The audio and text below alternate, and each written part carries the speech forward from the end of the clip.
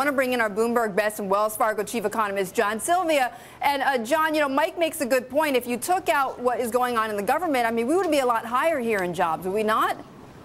Oh, yeah, I think the private sector is moving along, perhaps at a disappointing pace relative to historical expansions, but it still is economic growth. And I think the bottom line is what you're doing is you're taking out the double dippers kind of distribution end of this story, and the market's improving because now the probability of those recessions is really diminished, and we have economic growth. It's modest, it's good, just not the kind of growth we're used to in the past, but hey, we'll take it as it is today. As you were saying earlier, I mean, we'll take a report like this. However, the caveat is that it's going to take a lot more than this to bring that jobless rate down to below 8%, to below 7%. Does this make that pace quicker? No. What we're saying here is that you've basically taken the double dip off the table. We're not going to talk about that story anymore.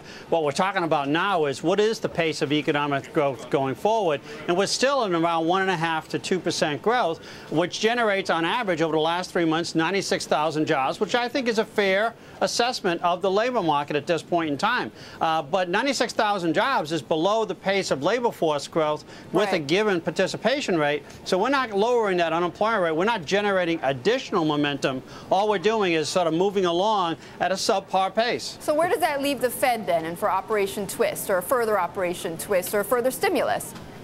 Well, I think the Fed's pretty much done their deal right now. They're going to wait and see data. And quite frankly, at about 96,000 jobs per month, 9.1% unemployment, it really is not the Fed's issue at this point in time. I think the Fed's on hold for a while.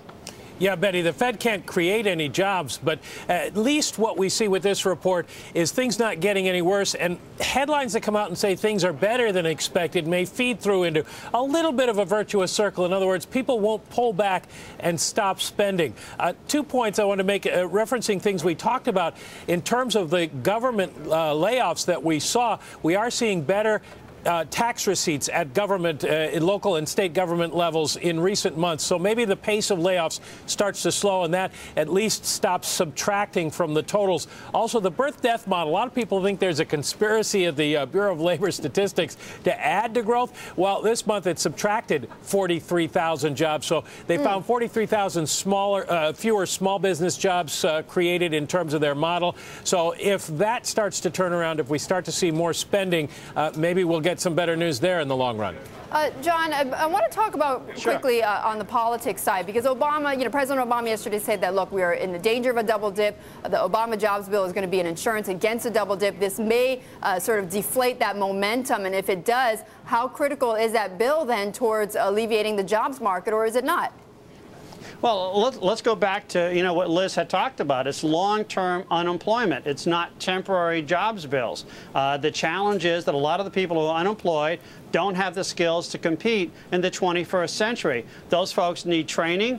They need to learn to move, learn a new job, accept a different position. That's a long-term workout, not subject to some temporary tax program.